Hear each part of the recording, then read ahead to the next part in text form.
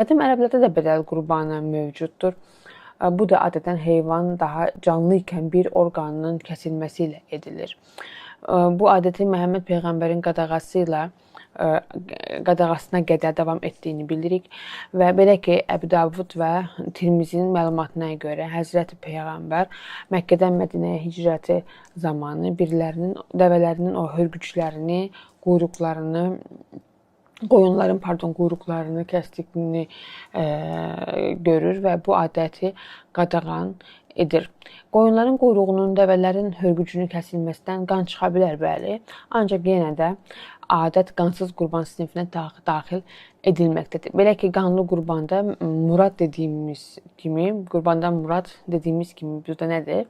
İstənilən şey qurban edilən canlının həyatına son verməkdir. Canlının bir orqanının onun həyatına bədəl əvəz olaraq kəsilməsi həyata son vermək olmadığı üçün burada onu biz qansız qurban olaraq dəyərləndirilir. Bəzi qurbanlar isə heç qan axıdılmadığı halda qurbanın öldürülməsi görülür. Məsələn, suda boğularaq öldürülmə. Bu da qansız olaraq görülsə də nəticə etibarilə qanlı qurban sinifindədir. Çünki qurbanın həyatına son verilmişdir. Ana məqsəd həyatına son verməkdir. Qurbanın qanının axıb-axmaması əhəmiyyətlidir, amma bununla bərabər nəticə də əhəmiyyətlidir.